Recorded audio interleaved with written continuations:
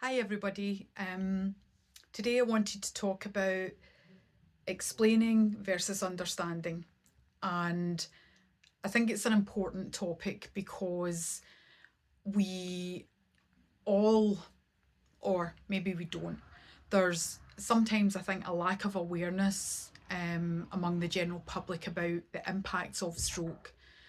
So stroke was the incident that happened to me, but the effects that I'm living with afterwards aren't stroke, but they're stroke related.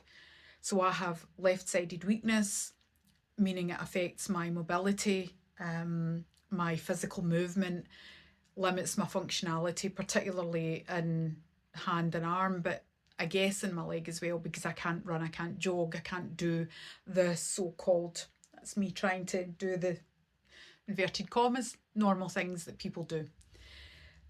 But as a stroke survivor, I still would find it really difficult to understand what someone with aphasia goes through, or what someone with sight loss goes through, or cognitive challenges.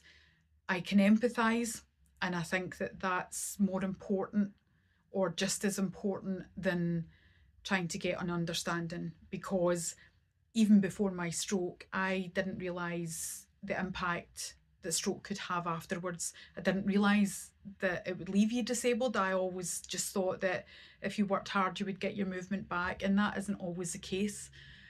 So, understanding that I couldn't have at the time, because if you had said to me, right, don't use your left arm, you've only got one arm to use, my brain knows that my left arm is there and that it can still be used.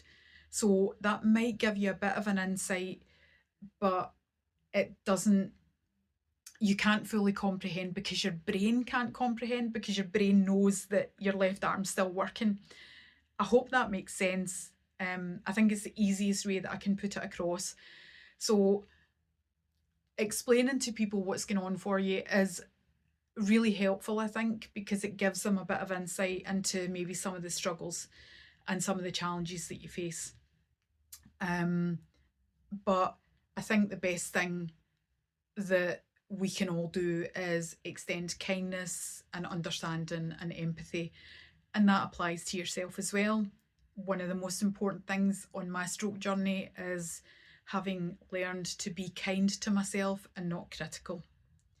So just a wee short video, trying to keep them shorter so that people will hopefully follow them to the end, but I hope that explains a lot. Thanks very much, everybody.